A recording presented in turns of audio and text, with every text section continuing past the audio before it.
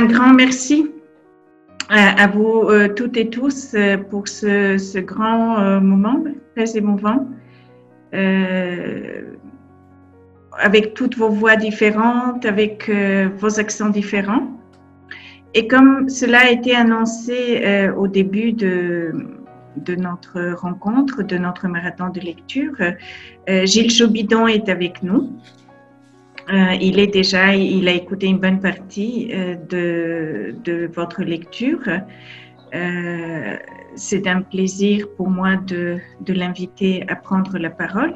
Mais avant de lui donner la parole, on applaudit vos lectures. Et je voudrais aussi vous demander de vous présenter. Brièvement, on va faire un tour parce que Gilles Jobidon n'a pas suivi dès le début. Et donc, je vais vous demander à vous présenter brièvement pour qu'il puisse vous connaître et je pense que ça enrichira notre échange.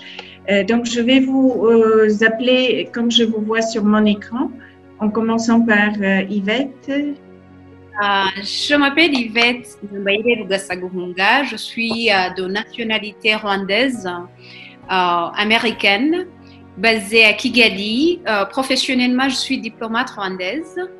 Je porte aussi, comme la vie nous le permet, le chapeau d'une survivante du génocide et une conférencière internationale sur l'histoire du génocide perpétré contre les Tutsis au Rwanda 1994. Ça a été un réel plaisir et félicitations, Monsieur Jobidon. Ça a été une très belle aventure d'essayer de m'imaginer ce que vous vouliez nous faire vivre à travers vos beaux mots. Merci. Et merci à Madame Yotova et merci à tout le monde. Ça a été un réel plaisir. Merci beaucoup Yvette. Je passe maintenant la parole à Michael. Oui, bonjour. Merci Rénie, merci pour cette invitation. C'était un vraiment plaisir de lire le texte de M. Jobidon. C'était comme d'être dans un autre monde. Et moi, je suis professeure d'université et metteur en scène. Je ne suis pas actrice, mais je crois que j'essaie de faire mon mieux pour la lecture. Et j'ai beaucoup des émotions maintenant, mais merci à tout le monde. Merci. Merci beaucoup, Michaela. Lindita, tu peux mettre ton micro, s'il te plaît? Ouais. Bonjour, je m'appelle Inta Yotani, je suis professeure de français, je suis traductrice de la langue française. J'enseigne le français à l'université de Tirana. Je suis aussi secrétaire générale du groupe média des femmes d'Albanie. J'ai été merveilleusement surprise par le livre de Monsieur Jobidon et je suis vraiment ravie d'être là parmi vous et d'avoir lu quelques pages de ce merveilleux livre. Merci. Merci beaucoup, Lindita. Christine? Bonjour, je m'appelle Christine Burkhardt, je suis de nationalité suisse. Je connais Rénie pour avoir vécu quelques années dans son pays. À part ça, je change souvent de pays, comme je vous l'ai dit tout à l'heure. Là, je suis en attente, je viens de passer 7 ans à Londres et je vais partir pour le Ghana. À part ça, je suis professeure d'éducation artistique et artiste, probablement moi aussi. Et passionnée, enfin j'aime beaucoup la littérature et j'ai vraiment eu un coup de cœur en découvrant le texte que nous avons lu ensemble aujourd'hui. L'expérience est intéressante, ça m'a fait plaisir de faire votre connaissance, de vous entendre, de savoir qu'on était liés de par le monde, je trouve ça absolument magnifique et j'ai vraiment envie d'avoir le contact de tout le monde, puis de rester en contact avec tout le monde. Voilà, merci beaucoup. Merci beaucoup Christine. Michael? Bonjour à tout le monde. Voilà une raison positive, comment dire, de la mondialisation. On peut parfois utiliser la mondialisation dans des objectifs comme celui-ci. J'aimerais dire un grand merci à Gilles d'abord, à Reni et à tout le monde. Vraiment, je me suis senti dans une famille mondiale comme ça, entourée des voix, des accents, des histoires. Vraiment, merci beaucoup Reni que tu m'as fait cette proposition parce que j'ai un bon moment. J'attendais déjà ce samedi avec impatience, j'avais une telle émotion. Sinon, je vis en Moldavie, entre pour ceux qui ne connaissent pas, entre la Roumanie et l'Ukraine. C'est un pays roumain, bien sûr, mais l'histoire nous a placés un peu du côté, sous l'influence russe aussi. Moi, j'enseigne le théâtre en ce moment, mais j'ai débuté en tant que comédien, metteur en scène, producteur, auteur de textes de théâtre documentaire, donc je suis un homme de théâtre. Et aussi, j'aime la parole. Donc, merci Gilles, c'est un très beau texte et poétique. Et merci. Merci beaucoup, Michael. Christophe? Alors moi, voilà, j'ai pris beaucoup de plaisir à lire ce livre qui m'a replacé dans un contexte très particulier. Je suis diplomate français, mais j'ai longtemps travaillé en Asie et je suis toujours en Asie puisque je suis au Cambodge, mais j'ai commencé ma carrière en Chine. Je parle chinois, ce qui m'a aussi simplifié un certain nombre de choses en lisant le texte. Merci Reni d'avoir pensé à moi. C'est un livre qui m'a beaucoup touché. Je l'ai lu il y a quelques semaines déjà, bien évidemment, qui m'a beaucoup touché parce que à la fois on est dans la Chine de l'érudit et en plus on est dans une forme de construction extrêmement contemporaine, extrêmement poétique aussi. Voilà, j'ai pris beaucoup de plaisir à parcourir ce livre, à essayer de les lire à plusieurs vitesses, à reprendre certains passages. C'est une vraie poésie et c'est vraiment, par certains passages, ça rappelle des textes classiques chinois, de cette poésie très particulière où les mots sont hachés finalement. Et merci pour le choix des noms des personnages. Évidemment, Sima Tian, qui est un personnage central de l'histoire de Chine. À Moussi, on se demande bien quel est l'empereur auquel vous avez pensé. Mais voilà, j'ai pu retracer à travers ce livre quelques bribes de l'histoire de Chine. C'était en tout cas un vrai plaisir. Et puis surtout, cette histoire du thé réservé aux empereurs pour pouvoir se suicider. Est-ce que réellement il existait? Je n'en sais rien. Mais c'est une belle énigme. Voilà, j'ai pris beaucoup de plaisir et ça me rappelle beaucoup de souvenirs dans les rues de Pékin depuis 20 ans ou dans les rues d'autres grandes villes chinoises. Merci beaucoup, Christophe. Iliana?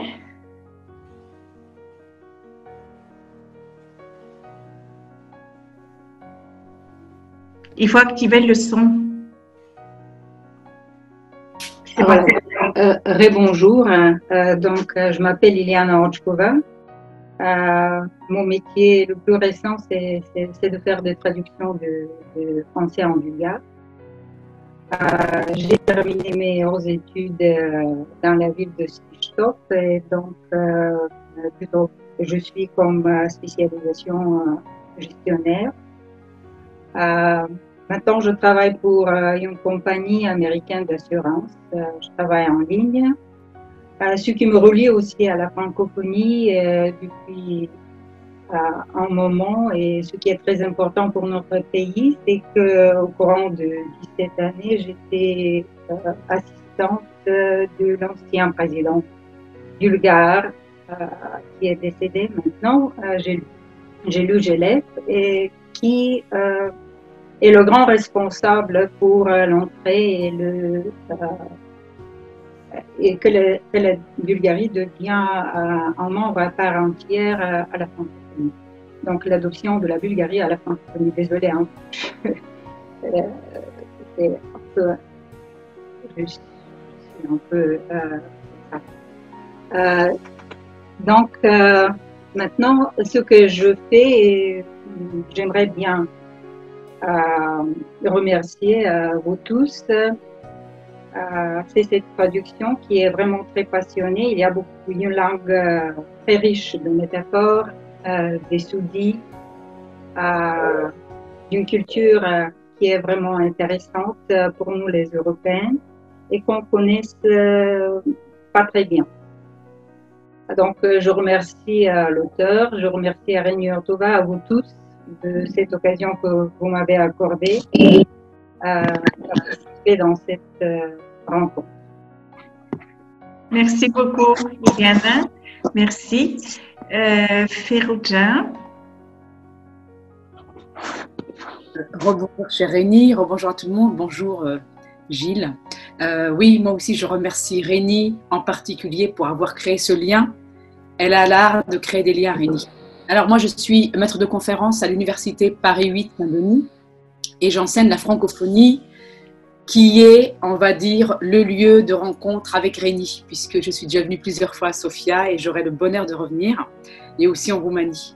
Voilà, alors, je voudrais juste te dire peut-être 2 mots sur ce roman qui m'a beaucoup touchée, parce qu'il m'a envoyé à la fois à des auteurs et puis à des écritures. J'ai beaucoup aimé les sous-entendus, le style à la fois drôle et en même temps extrêmement sérieux, le côté à la fois recherché et un peu relâché parfois. Voilà, donc j'espère qu'on aura le temps d'en discuter un peu. Merci. Merci, Ferouja.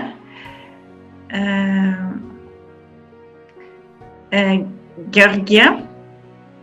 Bonsoir à tous, je m'appelle Georgia Protogeru, je suis à Athènes, en Grèce, et j'aimerais remercier tout particulièrement l'OIF qui par son bureau régional pour le pays de l'Europe centrale et orientale et pour une direction vraiment éclairée de Madame Yotova, avec qui on a eu l'occasion de coopérer avec le ministère de l'Éducation de Grèce, ont vraiment lancé cette initiative. Et merci à toute l'équipe qui a réalisé ça, à tous les participants. C'est vraiment passionnant d'avoir des personnes de 3 continents qui lisent un roman passionnant que vous avez écrit, Monsieur Jobidon. C'est une fresque, c'est une œuvre foisonnante. Et comme je suis aussi médiatrice culturelle et j'ai des attaches avec le théâtre et tout ça, je trouve que c'est une œuvre littéraire, mais qui a toutes les formes d'expression. Ça réunit la poésie, la prose, le théâtre, la mélodie, la prosodie et tout. Et justement, peut-être que vous allez nous parler un peu de ce qui vous a inspiré ces beaux romans. Et voilà, merci à tous. Et je pense que c'est une expérience à renouveler, qui est positive. Merci beaucoup. Merci, Georgia. Bao Chan. Je suis Bao Chan du Vietnam. Alors, moi, j'habite à Ho Chi Minh Ville, dans le sud. L'Est Saigon pour ceux qui connaissent l'histoire du Vietnam.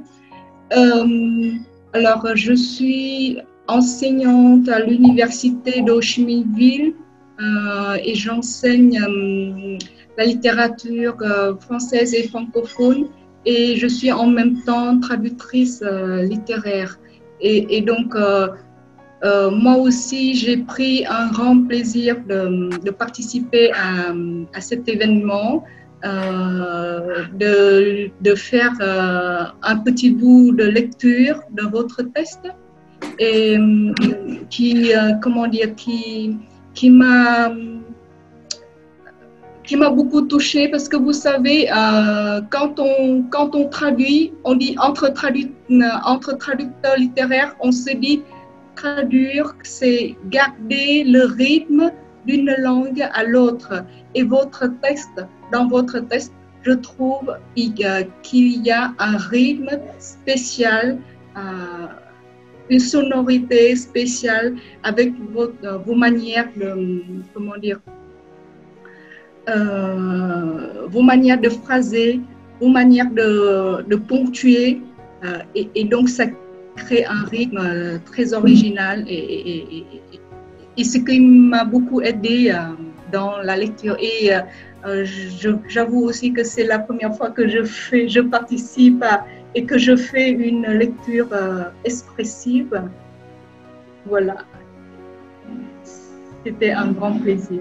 Et merci à Réni Yotova de m'avoir invitée. Merci beaucoup, Bao-chan. Merci beaucoup. Luciné. Bonjour à tout le monde. Je suis Lucine de l'Arménie. Actuellement, je suis chercheuse en littérature comparée entre l'Université et l'Université linguistique d'Erevan. Je travaille sur le sujet de la post-mémoire du génocide arménien et en général de l'écriture de la violence et des traumatismes. Je suis également auprès de l'association arménienne francophone à l'enseigne, que nous avons mis à disposition, surtout pour des jeunes et pour les lecteurs arméniens et pour les théâtrophiles arméniens, pour découvrir surtout des auteurs contemporains, des dramaturges contemporains, et traduire aussi en arménien pour les lecteurs non francophones en Arménie. Et on a créé un festival pour des jeunes qui mettent en scène des textes des auteurs contemporains. Je remercie l'opportunité. C'était une première expérience pour moi de faire une lecture en ligne. Je remercie l'auteur pour ce très beau texte que nous avons eu l'opportunité de lire, et peut-être aussi, pourquoi pas, un jour le traduire, parce que je suis sûre que ça va plaire à beaucoup de lecteurs. C'était trop doux et en même temps, il y avait beaucoup de nuances très émouvantes. Donc, je remercie à tous les organisateurs et les lecteurs, bien sûr, et j'ai pris beaucoup de plaisir. Merci. Merci, Lucine. Sylvia? J'ai un texte à lire. C'est mon problème. Merci de m'avoir donné la parole parce que mon iPad est déchargé et j'ai encore 2% pour dire merci. Merci de m'avoir fait partie de cette expérience. Je suis comédien et je regarde cette expérience comme un spectacle. Merci, Monsieur Jobidon, pour l'émotion. Merci à tous pour cette émouvante journée. Et je rêve voir ce texte sur scène ou comme un film pour prendre part. Merci. Je suis vraiment très, très gaie, contente. Je suis flattée d'être part de vous. Merci à vous tous. Merci beaucoup, Sylvia. Adina? Bonjour, moi je m'appelle Adina, je suis de Roumanie et je suis actrice. Je veux vous remercier pour avoir l'occasion à lire quelques pages de ce merveilleux roman. Et qu'est-ce que je peux dire, c'est que maintenant, je vis à Bucarest, je joue des spectacles à Bucarest et j'ai joué dans un spectacle en français dans un festival à Bucarest, le Festival international Hyperfest de l'Université Hyperion. Merci. Merci beaucoup, Adina. Samsa? Merci Rénie, merci à toutes et à tous. Une expérience inédite, intéressante. Je suis Samsa Peltonen, je vous dis bonjour de Helsinki, Finlande. Je suis traducteur finlandais, je traduis surtout du français et de l'arabe vers ma langue maternelle, le finnois. Mais à côté de cela, je travaille comme traducteur journaliste à la radio-télévision de Finlande. C'est peut-être justement le fait que je travaille dans le domaine de l'audiovisuel, mais aussi le fait enfin, c'était la première fois pour moi d'entendre, d'écouter un livre. Je ne suis pas adepte des livres audio, donc c'était très intéressant, une expérience inédite effectivement. Et c'était peut-être un peu tout cela qui a fait que moi aussi, comme une autre lectrice tout à l'heure disait la même chose, que moi je voyais tout de suite ça dans ma tête comme un film. Peut-être aussi parce que le texte est au moins par endroits un peu minimaliste dans son expression, mais il y a quand même beaucoup d'évocations Donc c'était très intéressant justement de lire et d'écouter la lecture de ce genre de roman, de texte. Donc merci à Gilles Jobidon de ce texte et félicitations parce que le texte a été couronné par un prix littéraire. Voilà. Merci beaucoup, Samsa. Vijaya? Oui. Bonjour, je suis donc Vijaya Rao, professeure de littérature française et francophone à l'université Jawaharlal Nehru à New Delhi. Un grand merci aux organisateurs et surtout à Réni d'avoir donné cette occasion et aussi d'avoir rassemblé tout ce monde pour cette lecture formidable de ce livre de Monsieur Jobidon. Et je suis particulièrement touchée et aussi très très contente d'avoir découvert ce livre, d'autant plus que j'anime un centre d'études québécoises au sein de mon université. Et donc, ce serait vraiment avec grand plaisir que nous allons donc découvrir ce texte avec les étudiants et peut-être, qui sait, un jour, M. Jobidon, s'il m'écoute, à New Delhi. Merci, un grand merci. Merci beaucoup, Vijaya. Ibrahima? D'accord. Je dis que je vous remercie, Madame Réni Yotova, de m'avoir associé à cette lecture en ligne. Voilà, qui m'a permis un peu de me déconfiner psychologiquement parce que en cette période de pandémie du Covid-19, donc voilà, il y a autant de stress. Et donc, c'est un grand plaisir d'être en contact avec des personnes d'univers différents. Donc, pour échanger, lire ensemble et discuter sur beaucoup de choses. Est-ce que Neriman est là? Oui. Oui, Neriman, je vous passe la parole et puis on va voir après si... Oui. Bonjour Réni, heureuse de te retrouver donc, après la grande conférence de Sophia. Bonjour à tous, moi aussi je me joins donc non seulement en remerciement de toutes les personnes qui ont parlé avec moi, mais je voudrais exprimer vraiment le plaisir que j'ai eu à voyager. C'est vrai qu'on était en confinement, déconfinement, mais on ne bouge toujours pas de chez nous. Et donc, ce voyage virtuel par la littérature, donc et surtout de littérature, c'est toujours un grand plaisir. Donc, je suis enseignante à l'université de Pristina au Kosovo, donc, et où j'enseigne entre autres la littérature française et la littérature francophone. Donc, je suis présidente de l'association des profs de français du Kosovo et aussi je suis journaliste et traductrice pour le portail francophone Le Courrier des Balkans, donc où j'ai publié l'année passée un recueil de mes témoignages sur le Kosovo. Donc, encore une fois, je remercie Réni, l'EIF, et d'avoir permis d'organiser cette lecture commune d'un livre, un roman passionnant. Et nous avons aussi voyagé en Chine, en Inde, rencontré des personnages attendrissants, un monde de sensations, de saveurs, de sensibilité.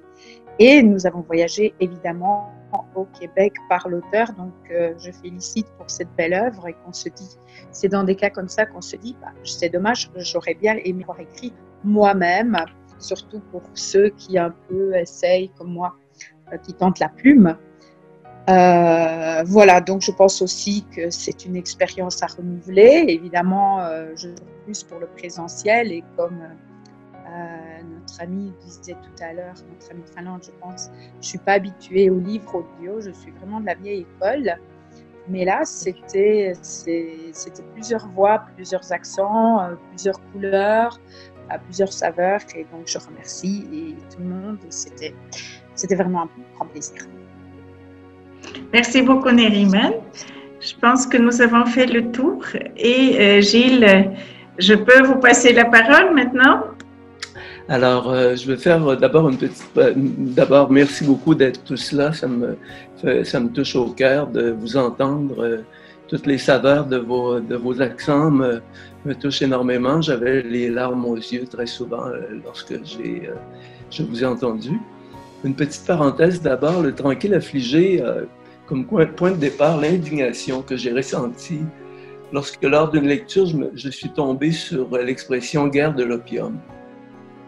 Ce terme étrange que j'ai dû fouiller pour comprendre comment il s'agit d'un révoltant euphémisme. Pour tout vous dire, comme la plupart des Occidentaux, je ne connaissais à peu près rien sur l'histoire de la Chine avant d'écrire ce roman. Cette guerre, entre guillemets, rampante, a été supportée par un pays narcotrafiquant qui a soutenu l'importation de l'opium en Chine pendant plus de 200 ans, afin de pénétrer son marché et de s'implanter sur son territoire. Si la Chine de la fin du 19e siècle et du début du 20e siècle avait été un être humain, on pourrait dire qu'elle aurait été victime de viols collectifs à répétition. Ceci dit, je crois que mes lecteurs sont assez intelligents pour tirer leurs propres conclusions de tout ça. Maintenant, parlons d'écriture. Après des recherches approfondies qui se trouvent au compte-gouttes pour ne pas tomber dans le didactisme, j'aime être étonné par ce qui vient de l'inconscient lorsque j'écris. De plus, j'aime explorer de nouveaux thèmes et de nouvelles formes d'écriture à chaque livre. Le réalisme ne m'intéresse pas particulièrement. Comme le disait Nietzsche, nous avons l'art pour ne pas mourir de la vérité. Ou alors Jean Cocteau à propos de la fiction, alors qu'il disait « ce beau mensonge qui dit la vérité ». La force d'une œuvre littéraire est en relation avec l'étendue et la profondeur de ce qu'elle transporte d'intangible, de ce qu'elle foisonne de vie, d'odeurs, de sensations, de souffrance, de joie, d'amour, d'humour, de haine, d'authentique, de secret, de dissimulé, de questions, d'ombre et de lumière. Appelons tout cet assemblage de mots fiction pour l'instant.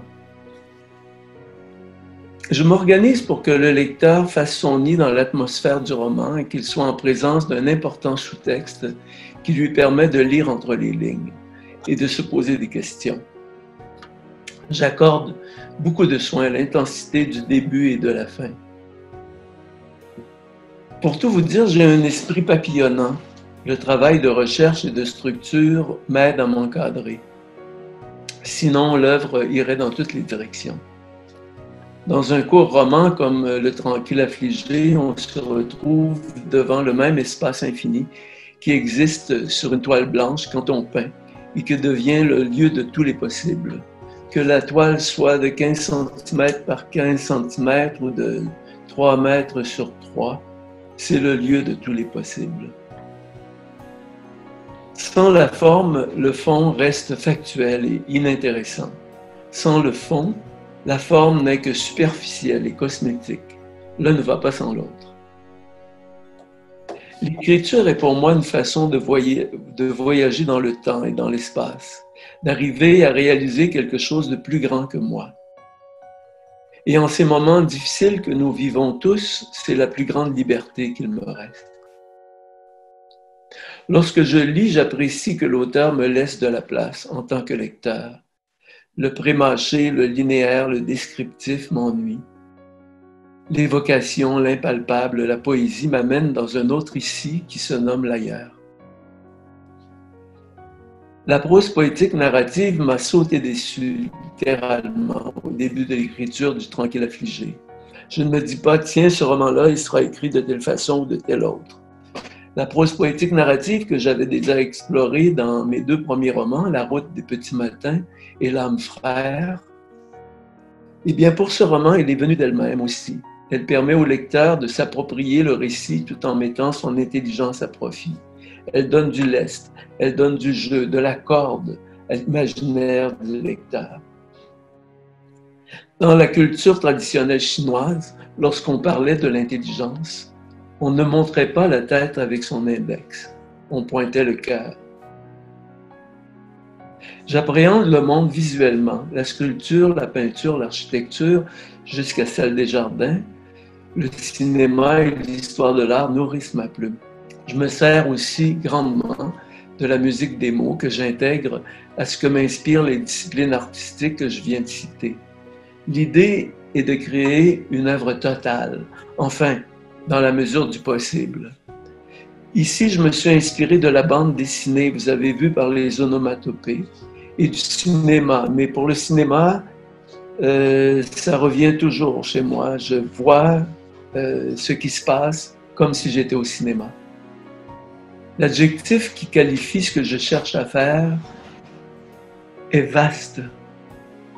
Contrairement à ce qu'on pourrait penser, cette vastitude appelle parfois de faire court. C'est un peu contradictoire.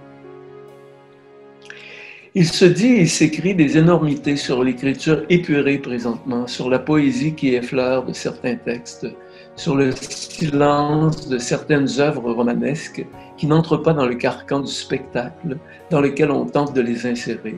Je dis spectacle, je n'utilise pas le terme théâtre, j'ai trop de respect pour cette forme d'art.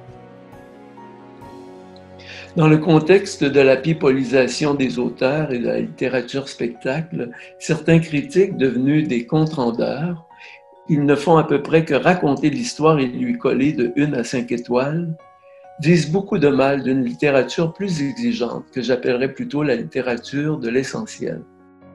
Ce qu'ils en disent en 2 coups de cuillère à peau ressemble à une caricature laissant croire que ce genre n'est qu'un désert fréquenté par les snobs, les arrivistes, les suiveurs et les bien-pensants. Pour ma part, j'avais 15 ans et je vibrais au jardin japonais, au bonsaï et à la peinture contemporaine très dépouillée. Less is more. Don't tell. Show, comme le disent les coachs américains, les jeunes auteurs. Dans les recherches préparatoires à l'écriture d'un roman tel que Le Tranquille affligé, je lis beaucoup, mais je m'inspire également des images qui me nourrissent autant que les livres. Je ne suis pas un littéraire né. Je suis un peintre défroqué qui a échappé ses pinceaux en bas d'une falaise. J'écris avec des images que j'anime les unes par rapport aux autres, avec des bouts de ficelle qui deviennent des phrases. Je les articule avec une quincaillerie de points, de virgules et de paragraphes qui modulent des tempos, qui font office de dièse, de bémol et de soupir en jouant sur le rythme et l'émotion. Quand j'écris, je me sens en pays étranger. Je suis une sorte de transfuge du monde visuel qui s'est réfugié dans le pays de la langue, et je fais avec. Comme dit une de mes amies, on écrit comme on peut. Désormais, j'encourage ceux et celles que j'accompagne en coaching d'écriture à utiliser chez eux la faille qui les limite dans leur passion d'écrire, de ce handicap, de cette infirmité qui, au bout du compte, donnera de la personnalité à leur travail. C'est peut-être un peu aussi ça que disait Baudelaire lorsqu'il parlait des ailes de géant qui empêchaient de marcher.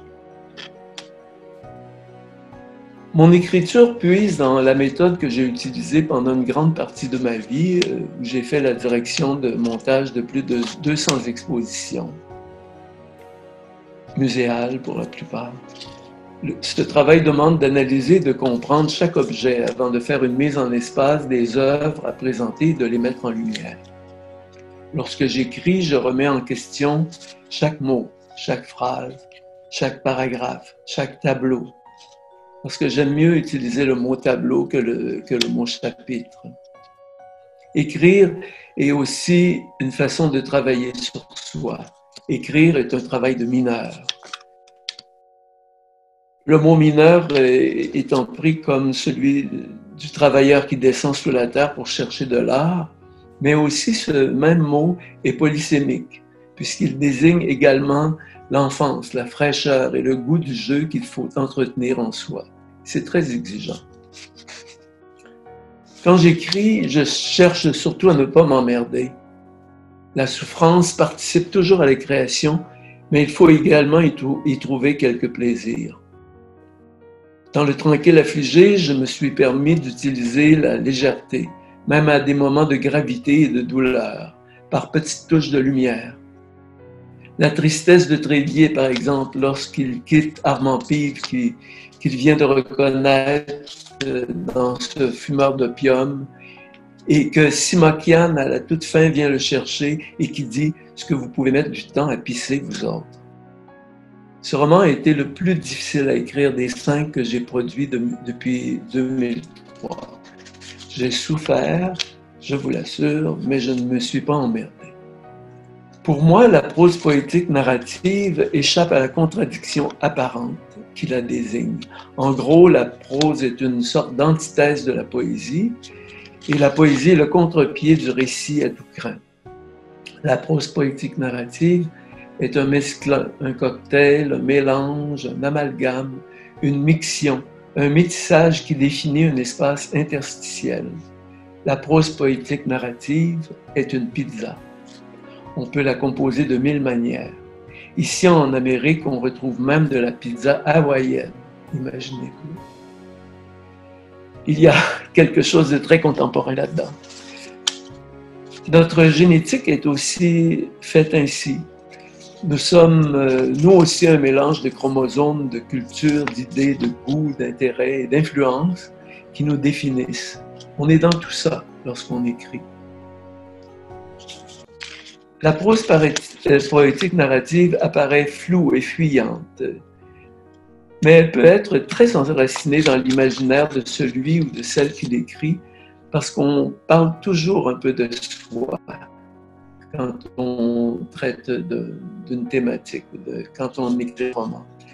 La prose poétique narrative est souvent musicale, polysémique, parfois visuelle, ou les trois à la fois. Souvenez-vous de Duras, par exemple, sa petite musique glisse entre les lignes de la portée, on dirait qu'elle vient d'ailleurs, de nulle part, et pourtant elle est extrêmement vibrante, charnelle, incarnée. Elle a un pouvoir d'évocation hors du commun. Rappelez-vous l'amant, la douleur.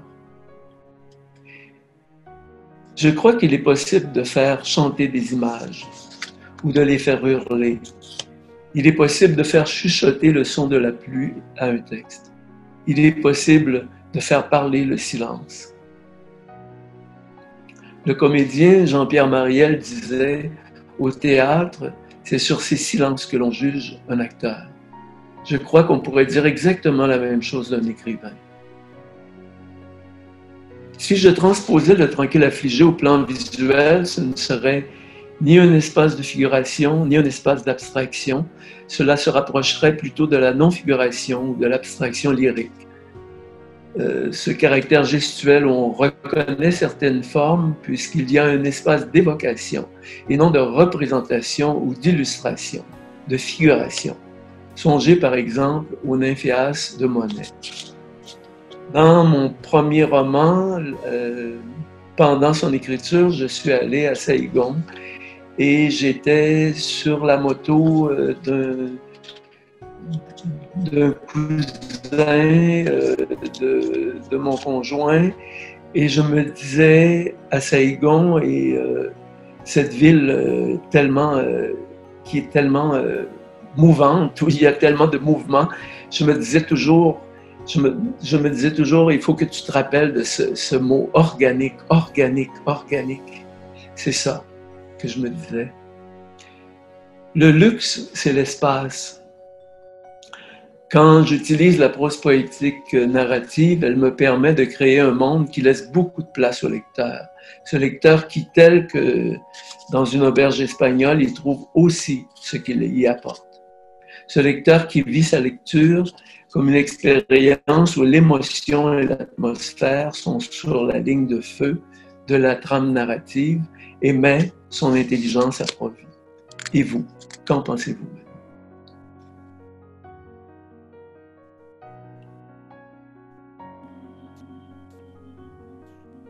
Merci beaucoup, Gilles, pour ces propos. Donc, je vous laisse maintenant réagir. Faites-moi signe, celles et ceux qui souhaitent prendre la parole pour soit poser des questions, soit faire des commentaires.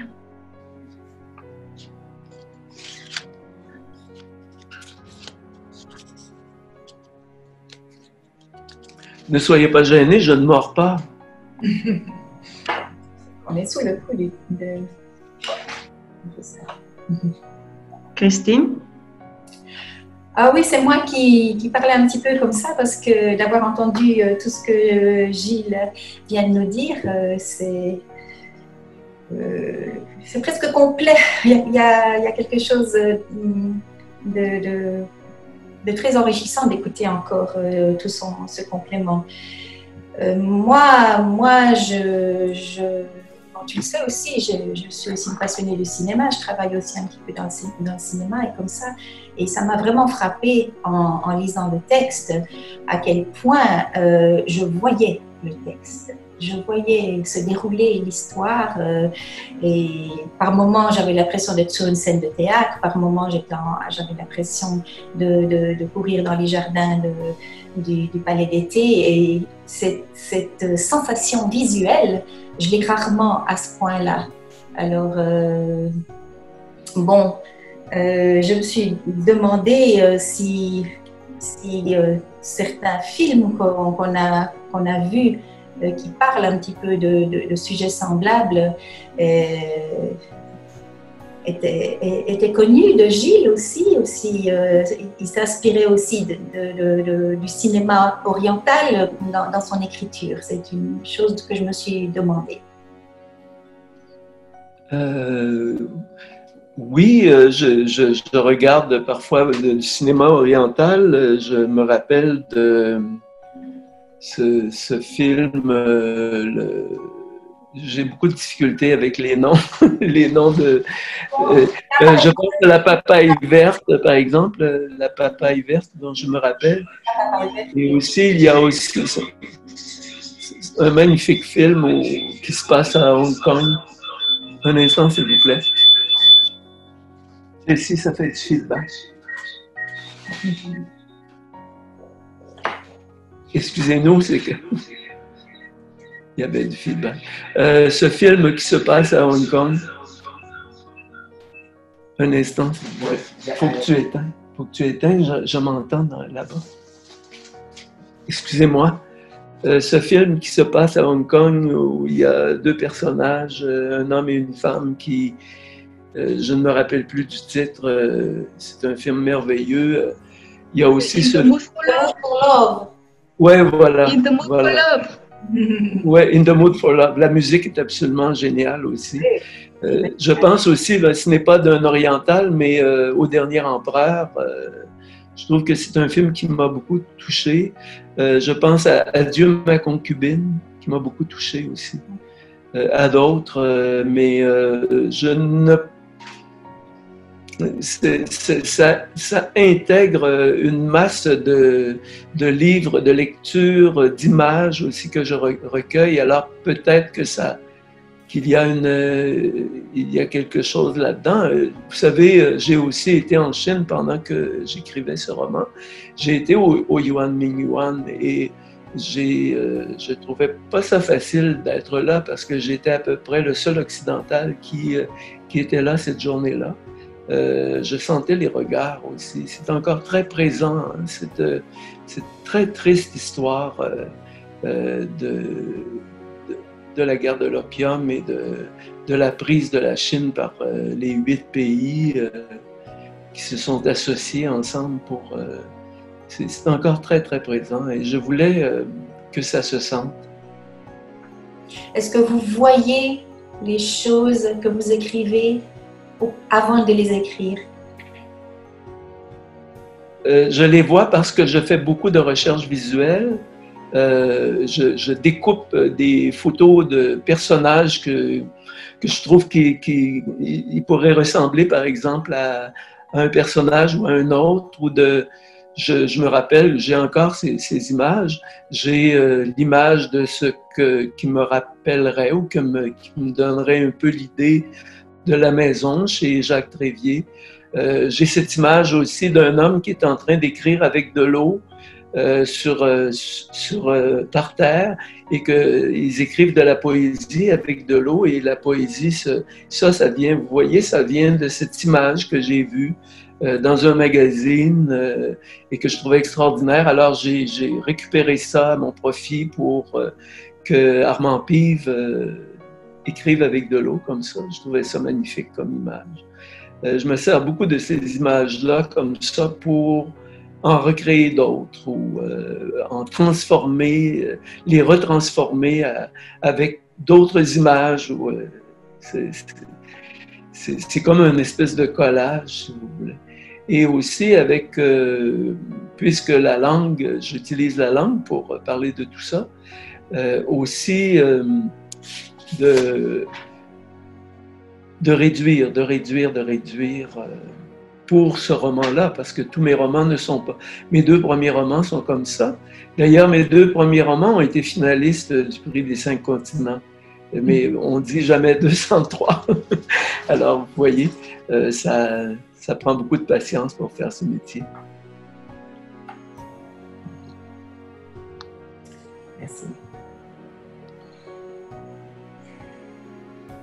Rémi, est-ce que je peux poser une question, moi? Oui, merci. Parlez très fort, s'il vous plaît. Comment? Je parle plus fort, très bien. S'il vous plaît. Oui, alors j'avais une question à vous poser sur justement quelle est cette langue dont vous vous servez, quel est ce français que vous avez un peu réinventé, parce qu'en vous lisant, moi m'est venu en tête, surtout Terrasse à Rome de Pascal Quignard, espèce d'écriture en tableau. Quand je vous lisais, je me disais c'est pas possible, c'est des tableaux, c'est chaque page, chaque paragraphe est autonome, est une œuvre d'art à lui tout seul. J'ai pensé donc aux Vies minuscules aussi de Pierre Michon. Mais vous avez quelque chose, peut-être que je trouve chez vous, parce que je viens de vous lire, quelque chose autour de cette langue. C'est-à-dire que c'est à la fois français ailleurs. Je ne sais pas si aussi le fait d'être canadien, d'être parti dans des lieux tiers, je ne sais pas si ça a participé à donner, à réinventer un français. Et donc ma question, ce serait vraiment de nous dire un peu plus de cette langue que vous avez inventée. Elle a à la fois tout le charme, la discrétion qu'on peut, entre guillemets, attribuer à la culture chinoise, asiatique, et dans le même temps, ça reste français, quoi. Voilà. C'est un peu difficile pour moi de répondre à cette question-là parce que je ne peux pas vraiment analyser totalement tout ce que je fais parce que je me sers beaucoup de l'inconscient entre dans tout ça. Il y a même certaines personnes, par exemple dans le jury, il y avait une personne qui trouvait qu'il y avait des québécismes à l'intérieur du texte. Moi, je ne les vois plus. Vous savez, ici, cette langue-là, on la tient à bout de bras depuis 400 ans et depuis 200 ans surtout aussi. Et c'est une langue qui est très chère pour la plupart des Québécois. Que l'on gagne à chaque jour, que l'on doit défendre. Et vous avez parlé de Pascal Quignard, c'est un auteur que j'adore. Il y a peut-être un peu des influences duraciennes aussi, même si je ne fais pas du Duras. J'aime énormément aussi Marie-Claire Blais, des auteurs québécois aussi. Mais la langue, pour moi, est une espèce de pâte. Et je la triture, je la travaille. Et j'enlève beaucoup. Lorsque j'écris, j'enlève énormément pour essayer de trouver l'essentiel. Et la musicalité aussi. La musique est très, très importante. C'est toujours la musique qui gagne sur la phrase. Si, par exemple, je peux changer un mot 18 fois, puis c'est pas assez, il va falloir que je le change 30 fois. C'est comme ça. Et c'est la musique qui gagne. C'est ça. Oui. Et vous avez parlé de Terrasse à Rome. Je crois que c'est vraiment un de mes livres préférés. Je trouve que c'est vraiment sublime, ce livre-là. Donc, si je comprends bien, et pour finir, c'est pour ça qu'il y a beaucoup de phrases qui peuvent un peu déstabiliser au départ parce qu'on se dit, il a mis un point, mais on ne s'arrête pas quand on lit normalement. Et là, effectivement, je comprends mieux quand vous parlez de l'inconscient, comme ça, qui jaillit en fait, et je m'arrête où je veux. Parce que la ponctuation, elle est quand même extrêmement déroutante. Oui, et elle m'a moi-même dérouté. Elle m'a moi-même dérouté très longtemps parce que, comme je le disais au premier marathon, j'ai très longtemps résisté au fait de mettre ces petites phrases très, très courtes les unes à la suite des autres. Et il me semblait que lorsqu'on met des virgules, vous savez, ça hachure énormément, ça rend le texte beaucoup plus rapide. Et c'est pas ça que je voulais faire, c'était de sauter d'une idée à l'autre et en même temps que toutes ces idées-là fassent partie un peu d'une progression et de sentir cette espèce de rythme-là était très, très important. Et ça a donné ce que ça a donné. Et à un moment donné, je me suis dit, ah, c'est quand même pas si mal. Ça apporte quelque chose. Et je crois qu'il ne faut pas résister. À un moment donné, il faut accepter ce qui vient. Et c'est comme le roman sur lequel je travaille actuellement. Vous seriez très, très étonné comment ça peut être fou. C'est complètement fou. Et alors que dans Le Tranquille affligé, comme on dit en québécois, j'étais retombé en enfance, je mettais des onomatopées, je ne savais pas pourquoi. Mais là, il va y en avoir des onomatopées et la bande dessinée est encore beaucoup plus présente que dans Le Tranquille affligé. Vous savez que Le Tranquille affligé, le titre vient du père Martial Cibaud, qui est un jésuite un peu antérieur à cette période que j'ai traitée et qui s'était fait... ils avaient tout perdu, les jésuites en Chine, ils se sont fait... il y en a beaucoup qui se sont fait tuer et après ça, le pape les a mis de côté. Et le père Cibaud écrivait à ses supérieurs, à ses confrères en France et il le signait « L'affligé tranquille ». Et c'est de ça que vient le titre. Et comme je suis habitué de revirer les choses à l'envers, les phrases à l'envers, je trouvais ça intéressant comme titre.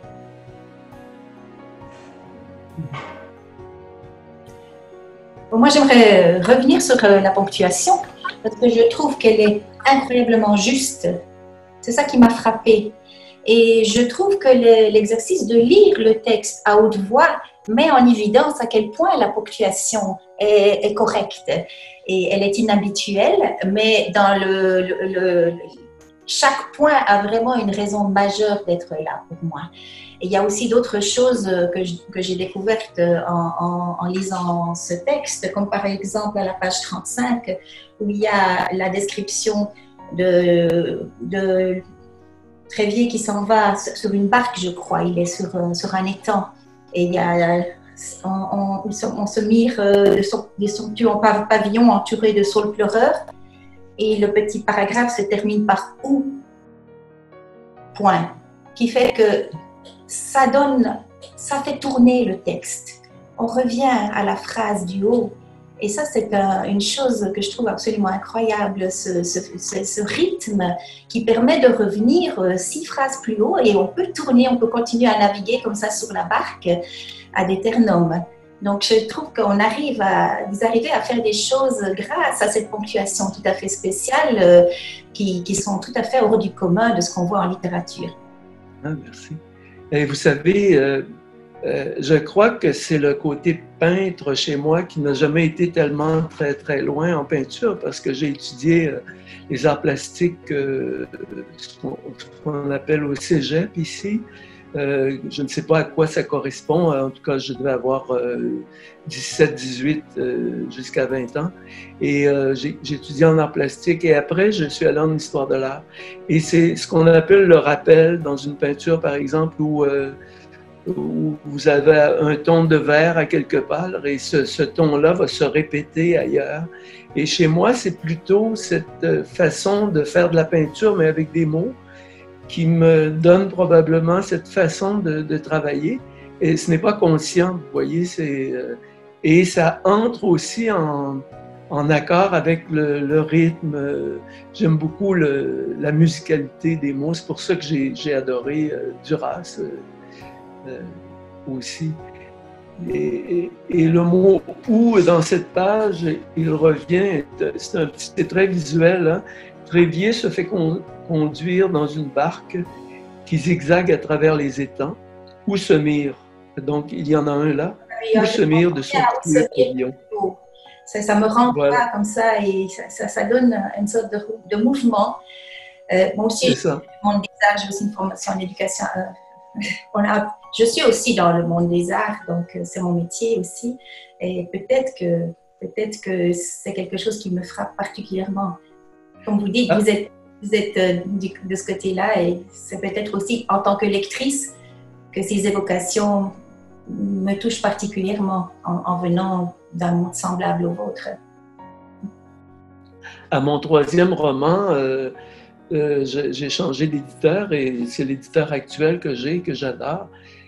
Et à un moment donné, il a commencé à me parler du diégétique et de l'extra-diégétique.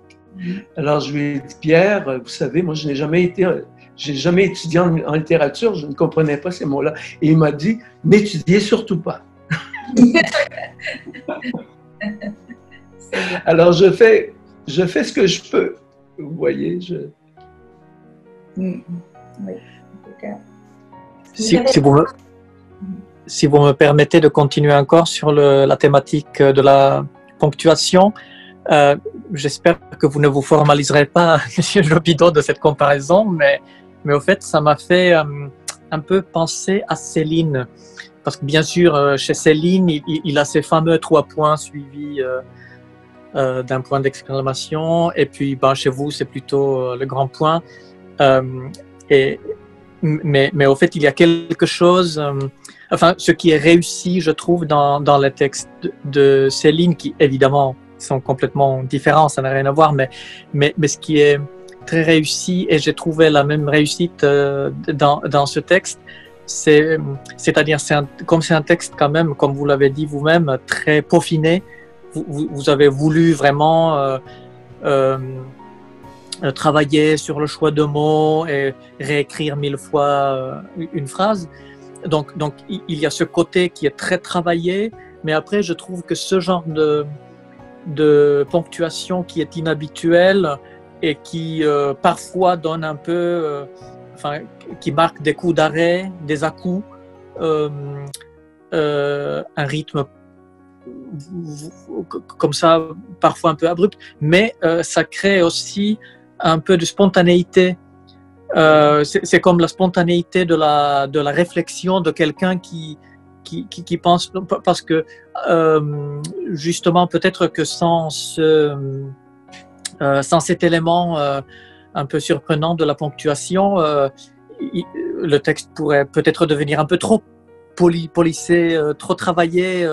Donc là, ce qui était intéressant, c'était d'avoir cette ambiance très peaufinée, voilà, avec le sens du détail, tout ça, mais avec cette touche de spontanéité qui a fait que le texte respire, qu'il ne soit pas un peu étouffé parce que parfois, si c'était un texte un peu moins réussi, il pourrait y avoir ce danger-là. Je pense que le texte resterait un peu prisonnier de son style. Donc là, il y a cette spontanéité, comme chez Céline, parfois ces personnages qui sont peut-être effectivement un peu des affligés tranquilles, qui se morfondent peut-être un peu et puis qui pensent à quelque chose et puis sautent un peu d'une réflexion à l'autre et se donnent des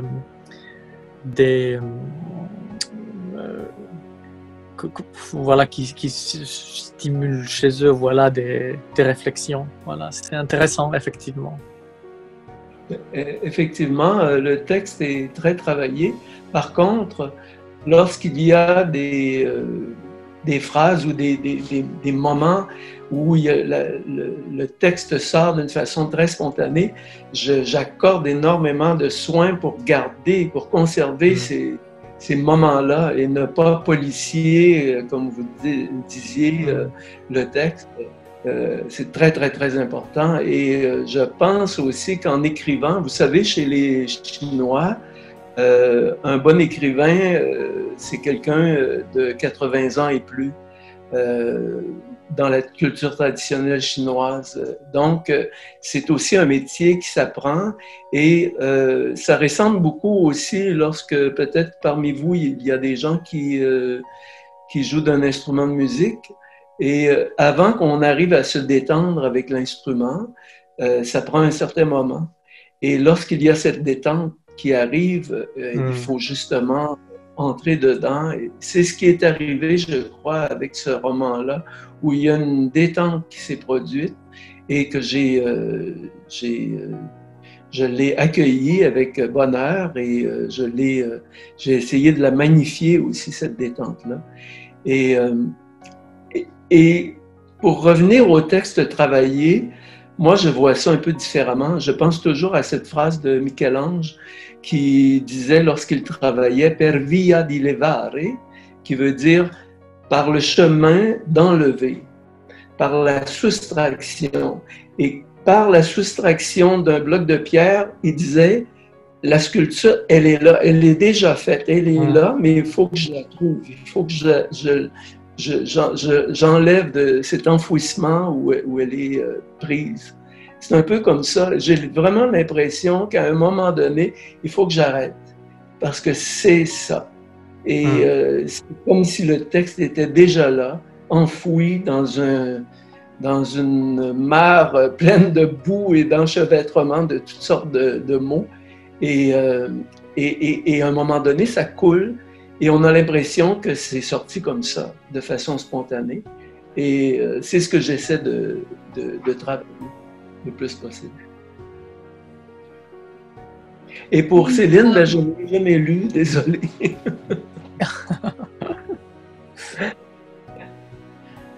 J'aimerais dire aussi qu'il y a dans votre texte à la fois le rythme, comme tout à l'heure j'ai évoqué, le rythme que j'aime beaucoup, et la capacité d'évocation, de suggestion des mots. Alors, en fait, quand on a des textes mais qui se créent avec des mots très simples et très courts, ce sont ce genre de textes qui sont le plus difficile à traduire. Et donc, mais en même temps, c'est très émouvant à lire parce que parfois, juste, ça crée à la fois le rythme et des silences. Et c'est ce qui m'impressionne, c'est que lorsqu'on lit votre texte, à un moment, on ressent, il y a des moments de silence. Bien sûr, avec la ponctuation, quand vous mettez des points, mais aussi la manière de créer juste des mots, et parfois ces mêmes mots on retrouve plus loin. Et donc à la fois le rythme, la musicalité et la puissance des mots, et en même temps, comment dirais-je, j'ai l'impression, enfin, vous avez parlé de la peinture, et si votre texte était un tableau, pour moi, ce serait un tableau minimaliste. C'est sûr. C'est sûr, je suis minimaliste dans l'âme. J'aime les œuvres très dépouillées. Ce qui ne veut pas dire que je ne peux pas aimer parfois des choses très baroques, mais personnellement, je m'entoure de choses assez dépouillées. J'aime les petits romans, pour la plupart du temps, de 120 pages, de 150 pages, qui ont une force d'évocation d'une grande puissance, et dont on ferme la quatrième de couverture et on a l'impression d'en avoir lu 500. Et on a on a vraiment envie de retourner au début et de recommencer pour le goûter beaucoup plus que pour simplement comprendre l'histoire ou se faire raconter une histoire. On a l'impression qu'on est dans de la musique, par exemple. Et je pense aussi, quand vous parlez de ce silence, je pense que les orientaux, l'art oriental est très porté par ça. qu'on regarde les jardins japonais, la peinture chinoise ancienne. C'est très dépouillé. Oui, et d'ailleurs, Duras, elle a dit qu'il existe des mots trous dans ces textes. Ah oui? Mots trous. J'aime beaucoup ce concept. Ah, intéressant. Et en ce moment, enfin, c'est très étrange dans la littérature. Parfois, on retrouve des textes des auteurs aussi éloignés, mais qui se rejoignent. Parce qu'en ce moment, je viens de terminer une traduction d'un roman français, Ça raconte Sarah, qui venait d'être publié l'année dernière en France. Et c'est étrange parce que l'auteur de ce roman a cette manière d'écrire avec des rythmes, avec une musicalité et avec une manière de ponctuer des phrases selon son... j'ai l'impression que selon ses respirations. Et donc, ce n'est pas pour comparer, mais c'est pour vous dire qu'il y a des manières de créer textuellement très musicales et très artistiques. Je dirais que par rapport à ce que vous venez de dire sur l'art asiatique, ce qui est intéressant dans le livre, c'est aussi sa mise en page. Et ce que l'on retrouve, c'est ce que l'on retrouve dans la peinture chinoise, c'est-à-dire non pas ce qui est peint, mais ce qui est vide. Et ce vide est très très présent dans la mise en page du texte. Et c'est là où on retrouve à la fois cette vacuité que l'on trouve dans la peinture chinoise, mais aussi cette forme de plénitude et de rudesse des jésuites. Et je trouve que ce qui est intéressant dans le texte et dans cette mise en page, donc dans l'ouvrage, dans le livre en tant qu'objet, c'est d'être malgré tout, d'avoir réussi à être en résonance à la fois sur la culture chinoise et à la fois sur ce qui faisait réellement le travail et la pensée des jésuites à l'époque à la cour de l'empereur de Chine. Et c'est donc dans ce parallèle que vous avez réussi à faire, à la fois sur cette culture orientale, mais cette culture occidentale aussi, que je me suis bien retrouvé. Et en même temps, j'ai essayé de ne pas être didactique, laisser plutôt sentir les choses, hein, parce que j'aurais pu tomber dans le didactisme, parce que quand on écrit ce genre de livre, il faut lire énormément. Et j'ai pris quelques notes, mais je ne voulais pas entrer dans le didactisme. Oui, il y a des choses qu'on retrouve, le fait qu'on mange tout en Chine, sauf les tables, et tout ce qui a 4 pieds, sauf les tables, tout ce qui vole. C'est de l'humour que j'ai entendu de la bouche de Chinois. Ouais.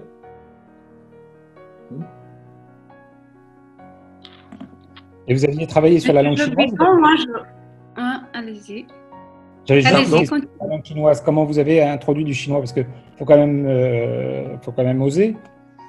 Ah ben, je me suis... j'ai quelqu'un qui m'aide beaucoup là-dedans. Oui, bien sûr. Non, mais ça j'imagine. Vous êtes capable de lire le chinois et moi pas. Oui, non, on aurait pu s'attendre à une traduction, par exemple, en pied de page. Mais juste la phrase qui veut dire il n'y a que l'empereur qui peut boire ce thé. Voilà, il n'y a pas de note de bas de page en fait. Donc c'est vraiment nous mettre enfin pour ceux qui ne parlent pas chinois, nous mettre dans le mystère complet. Et pour tout à l'heure, vous avez parlé de Muxi. L'empereur, le nom de l'empereur. Moi, tous mes romans, c'est le 5e, celui-là, mais il va y en avoir 6 dans c'est un ensemble de romans qui sont traités à partir des symboles, pas des symboles, excusez-moi, des éléments, l'eau, l'air, le feu, etc. Et incluant, c'est qu'il y a 6 symboles parce qu'il y a les 4 symboles occidentaux et orientaux qui sont les mêmes, mais les Orientaux ont aussi le bois et l'or. Voilà, mou, là. Alors, et le quatrième roman qui s'appelle La Petite B est sous l'élément or. Et le cinquième, je me suis dit, je vais faire quelque chose de spécial. Je vais faire or et bois dans le même. Alors, Mouxi, ça veut dire le bois de l'Ouest. Oui, c'est ça. Okay. L'Ouest, chez les Chinois anciens, ça correspond à l'or. Des correspondances qui sont complètement enfouies D'ailleurs, si jamais un jour le roman est traduit, j'aimerais beaucoup parler aux traducteurs pour donner quelques clés comme ça qui peuvent les aider à le travailler.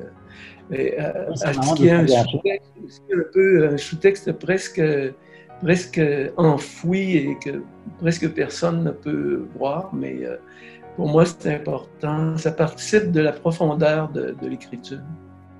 Mais les Taïwanais traduisent énormément. Et je suis sûr qu'un éditeur taïwanais s'amuserait beaucoup à le traduire. OK. Je suis très ouvert. Je pourrais vous donner les vidéos pour traduire à Taïwan. J'aimerais bien. Merci. Monsieur Jobidon, moi je voudrais vous féliciter parce que à travers vos mots plutôt simples, vous avez pu évoquer des sujets complexes et même sensibles. On lisait le texte, chaque phrase et chaque paragraphe et chaque individu démontrait votre esprit libéral.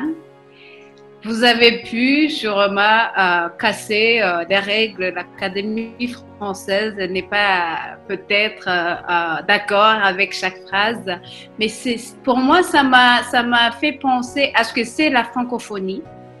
Vous avez pris le français et vous l'avez fait le vôtre. Partout, on voit le son, bon, pour ne pas dire les sons, les odeurs, les images.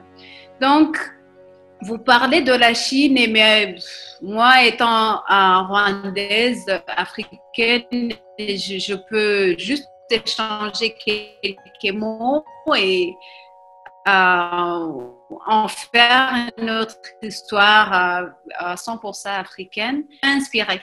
En vous lisant, j'ai voulu m'asseoir et écrire et je pense au fait que c'est ça la force de l'art et merci pour ça.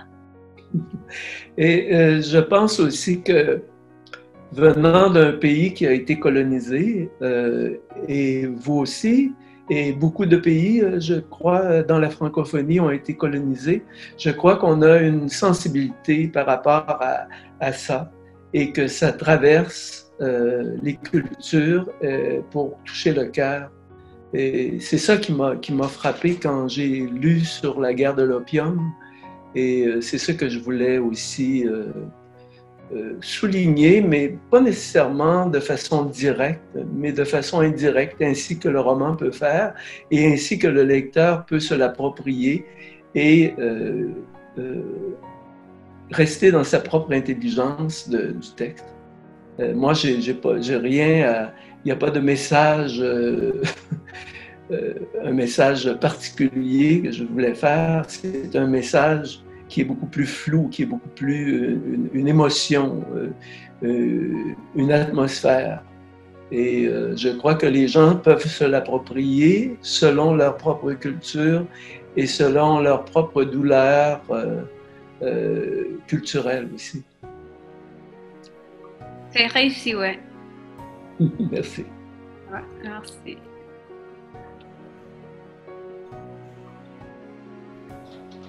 Alors moi, je me suis demandé ce que c'était que cette recherche du noir, ce noir obsessionnel tout au long du livre.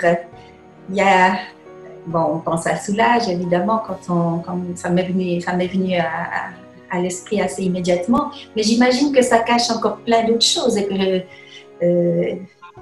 je serais curieuse si ça cache quelque chose de particulier pour vous, ou bien si vous laissez simplement le noir et cette obsession, cette recherche obsessionnelle comme à interpréter chacun pour soi, selon.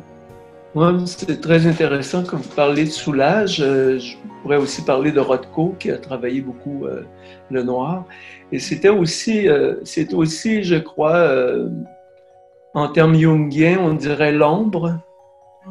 Alors, c'est beaucoup l'ombre psychologique qu'il peut y avoir.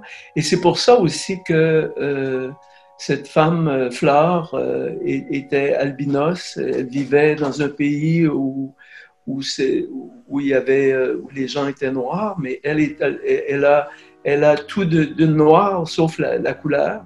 Et je trouvais ça intéressant aussi de traiter de cette dynamique-là. On est un peu dans une notion de yin et yang, je trouve aussi, souvent. Oui, tout à fait, tout à fait. Mais je ne peux pas vous en dire plus, vraiment. C'est plus mon inconscient qui parlait. Ça pourrait être l'opium, ça pourrait être plein de choses. Je trouve que c'est extrêmement polysémique comme image. C'est ce qui donne sa richesse, j'ai l'impression aussi, parce que la polysémie, c'est ce qui demande, ce qui parle à l'intelligence du lecteur, justement. C'est beaucoup ce que j'aime quand je lis. J'ai horreur de me faire dire quoi penser. J'ai horreur de ça. C'est la caractéristique de la poésie, avec les associations qu'on fait comme ça. Donc, je n'en saurai pas plus sur ce qu'est le noir. Merci. Je voudrais aussi vous poser une question, Gilles. Vous êtes venu un peu tard à l'écriture. Vous avez commencé à écrire vers la cinquantaine. Quel était l'élément déclencheur? Tout d'un coup, comment vous avez découvert votre vocation?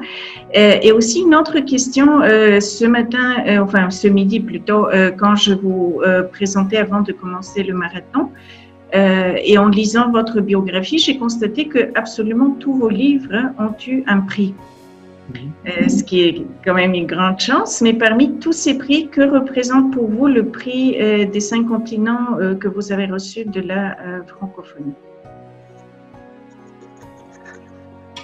Alors, l'élément déclencheur, c'est que juste avant la cinquantaine, j'étais extrêmement malade. J'ai été arrêté de travailler pendant 1 an et demi et ça faisait très, très, très longtemps que je voulais écrire. Et je me suis mis à écrire, j'écrivais à peu près n'importe quoi, ça allait dans toutes les directions. Et puis un jour, je suis tombé en amour et cet amour-là, il se trouvait que c'était avec un réfugié sino-vietnamien. Et à un moment donné, ça a fait clac. Pourquoi j'écrirais pas à partir de sa vie? Parce que je n'avais absolument... Moi, ce qui était très difficile à cette époque et encore aujourd'hui, c'est de trouver un thème et de savoir sous quel thème travailler. Et c'est comme ça que La Route des Petits Matins est née. Et La Route des Petits Matins s'est mérité 3 prix. Disons que ça entre très rapidement dans le milieu, sauf que, comme on dit en québécois, au 2e roman, on m'attendait avec une brique et un fanal. Je ne sais pas si vous comprenez un peu. Donc, c'est comme ça que je suis entré en littérature et j'ai toujours cette idée, j'ai beaucoup de difficultés à dire que je suis écrivain, je dis plutôt que je suis un auteur parce que je suis toujours dans cette notion qu'un écrivain, ça commence à peu près à 80 ans à pouvoir s'exprimer de façon plus détendue. Alors, j'en ai encore pour 10 ans, mettons. Pour ce qui est du prix des 5 continents, écoutez, c'est quelque chose de très, très, très touchant pour moi parce que surtout de rencontrer des gens de partout dans le monde qui se penchent sur mon livre et qui l'apprécient pour toutes sortes de raisons. Des gens qui sont des amoureux de la langue française comme moi c'est quelque chose qui est absolument remarquable et touchant pour moi de pouvoir, comme aujourd'hui, j'ai l'impression de voyager alors que j'avais 7 ou 8 voyages déjà de programmés et qui sont tous tombés à cause de la COVID-19. Mais je pense qu'il y a des gens qui souffrent beaucoup plus que moi de cette malheureuse maladie. Et vous voyez, je suis toujours très touché de pouvoir parler à des gens d'un peu partout dans le monde, de pouvoir échanger sur ce petit roman qui a été tellement difficile à écrire, si vous saviez. Marie-Claire Blais, à mon premier roman, était la directrice du jury et elle m'avait dit « Vous allez voir, Gilles, plus on écrit, plus c'est difficile. » Et moi, je ne la croyais pas. Je me suis dit, bon, voyons, c'est pas normal, tout ça. Et c'est vrai, plus on écrit, plus c'est difficile parce qu'on a beaucoup plus d'exigences, on a beaucoup plus de... on cherche des choses, qu'on a de la difficulté encore à faire exactement ce qu'on voudrait et aussi à laisser l'inconscient parler de lui-même. Sans tout contrôler, laisser ces silences, ces respirations, ces musiques-là nous habiter pour éventuellement que ça touche le lecteur. Excusez-moi une minute, j'ai pas compris. OK, désolé.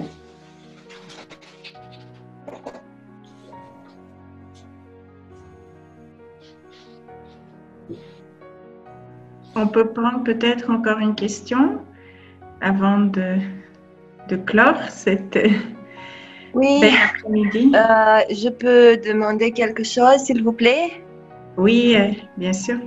Je veux demander si, à la fin du roman, vous voulez faire comprendre que Armand Pive est mort en s'enfondrant avec le ballon. Et si, dans la lettre pour Trévier, Pive lui faisait une invitation à la mort quand lui avait dit « Viens vivre ici ».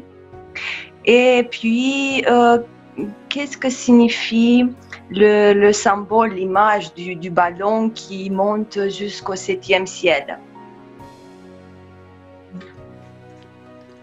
Je pense que c'est Trévier est un personnage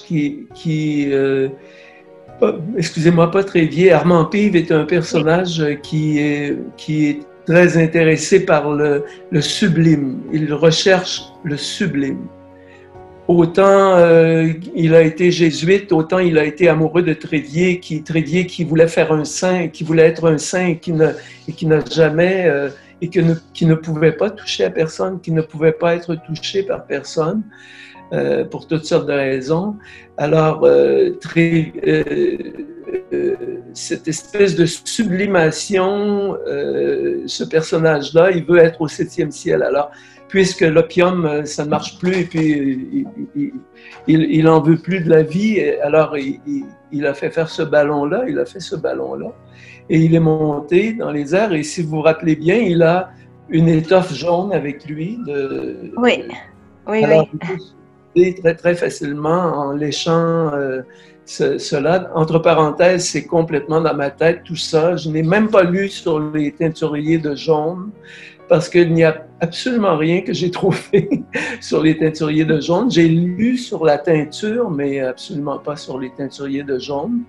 Mais ce n'est pas une invitation à Trévier de mourir, non, absolument pas. Je n'ai jamais pensé à ça, non. Mais quand il disait « viens vivre ici », ça veut dire quoi? Ben, viens vivre ici, retourne chez... parce que c'est la révolution à ce moment-là à Pékin. Il sait que sa maison a été détruite et tout ça. Il est parti à Canton et il n'a pas eu de nouvelles.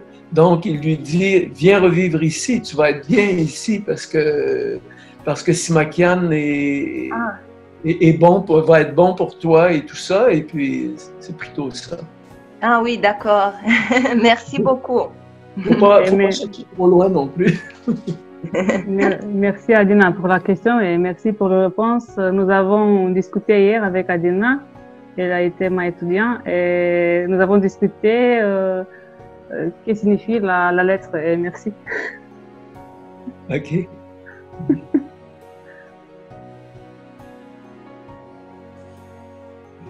Je veux vous le dire que Adina, c'est ma étudiante préférée. Elle a beaucoup de talent. Elle a joué dans un texte de Sylvie Landoit. Nous avons dirigé le spectacle avec ma collègue, Madame la professeure Sylvia Chabanou, en français. Et Adina a joué beaucoup de personnages. Elle était aussi la fille, elle était aussi une jeune dame, elle était aussi, je crois, je m'appelle un garçon. Elle a joué beaucoup de personnages. Et après le spectacle, moi-même, je pourrais vous dire que c'était impressionnant parce que c'était une surprise pour moi qu'elle peut faire beaucoup de choses. Elle a fini la faculté OIH, mais elle a étudié le master avec moi et avec Madame la professeure Chabanou. Et après ça, on a fait un festival de théâtre pour les étudiants, excusez-moi. Je suis fatiguée, mais avec le soutien de OIF et bien sûr avec le soutien de Madame Rénie Yotova, merci. Et avec Adina, on a participé dans le festival en français et nous avons aussi invité un spectacle de ICAR Paris. Et le professeur de ICAR, M. Mihail Karna, a dit qu'Adina est la plus intéressante actrice qu'il a vue dans le dernier sa carrière. Et je crois qu'Adina est une merveille. Merci Adina pour aujourd'hui. Merci beaucoup à tous. Alors, et je parle comme, excusez-moi, je parle comme professeur. L'amour de la langue française, vous avez un très grand amour de la langue française, tous, et ça me touche énormément. Oui, j'aime beaucoup la langue française parce que je parle quand je peux. Je n'ai pas la possibilité de le parler chaque jour. Et j'ai beaucoup d'émotions quand je parle. C'est pour moi un peu avec du stress. Je n'ai pas parlé en français il y a déjà un an, ou oui, un an, 12 ans. Pour moi, 3. Pour toi, 3. Pour moi, 3. Et ça, c'est la première fois. Et je suis professeure dans l'Université Perron. Nadine a fini le master là. Je suis aussi le vice-doyen de la Faculté des Arts. Et j'essaie de faire des projets pour les étudiants et de promouvoir les étudiants parce qu'ils ont beaucoup de talent. Et c'est dommage que les auteurs ou les metteurs en scène, ils ne veulent pas de faire beaucoup de textes pour des femmes parce que c'est un problème. Tous les textes ont des personnages masculins et pas de personnages féminins. Il faut aller voir Michel Tremblay. Michel Tremblay, qui est un très grand auteur québécois qui a écrit énormément pour les femmes. Ah oui, Adina. Oui, oui, Les Belles Sœurs, il y a 2 ans, de Michel Tremblay. Une œuvre qui a changé le Canada, je crois, n'est-ce pas? C'est quand même. Vous parlez de Michel Tremblay, il a révélé une sorte de littérature. Oui, il a traduit dans toutes les langues aussi. Oui, il a amené la langue et tout ça. J'ai aussi fait une recherche dans le cinéma, justement, parce que la présence des jésuites en Chine et en Orient est quand même quelque chose de pas si connu que ça. Et il y a ce fameux film de Scorsese, c'est pas en Chine, mais c'est au Japon, Silence, qui traite le sujet d'une manière quand même assez extraordinaire. Et j'ai trouvé aussi le film de Charles de Demeaux, Le Portrait. Est-ce que vous avez entendu parler de ce film? Non, l'autre. Un siècle, c'est dans la première période des jésuites. Et c'est un jésuite artiste. Donc, peut-être que ça pourrait aussi vous intéresser de voir Le Portrait. Oui, intéressant, merci. Merci. Est-ce que je peux ajouter quelque chose? Je voulais dire au fait que c'est une expérience de générosité, ce partage qu'on a fait aujourd'hui et cet échange à partir du texte. Et puis, comme c'est un livre très riche, c'est un roman très riche qui a plusieurs niveaux de langage, on pourrait en isoler certains extraits, par exemple, et les faire travailler en classe de français langue étrangère. Le faire vivre par les enfants, par les élèves, même par les déguisements et par l'image, pas seulement pour la lecture. Donc voilà, je pense que c'est un roman qui se prête à plusieurs interprétations et à plusieurs exploitations par la suite. Merci. C'est très généreux aussi de votre part d'écrire ces livres.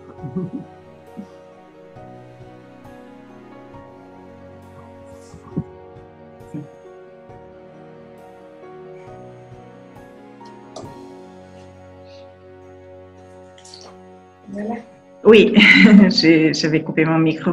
Oui, je pense qu'on peut peut-être clore cet après-midi qui était longue, riche, passionnante. Je remercie bien sûr toutes les lectrices et lecteurs qui ont pris part à cet événement, à ce marathon de lecture. On l'avait dit, vous étiez des passionnés de littérature venus de 17 pays sur 3 continents. C'est une belle expérience d'échange culturel, d'échange d'idées, de perceptions, d'un livre écrit par un écrivain canadien qui parle de la Chine. Donc, on est vraiment dans plusieurs paramètres, plusieurs impressions. Merci à Gilles Jobidon d'avoir pris part à ce marathon de lecture, de nous avoir dévoilé d'autres aspects du livre, à chaque fois un peu plus. Et je repasse la parole à Gilles Jobidon pour dire le dernier mot avant de nous séparer. Encore un grand merci à tous d'avoir participé à cet échange, à ce marathon. Vous avez beaucoup à la fois de courage de travailler comme ça un texte pendant 4 ou 5 heures et plus. C'est un très, très grand plaisir pour moi. Je vous remercie. Merci. Et à tous. Merci à Madame Rémy. À bientôt. Au revoir. Merci. Et félicitations encore une fois, Monsieur Jobidon. Au revoir. Au revoir. Au revoir. Au revoir. Merci.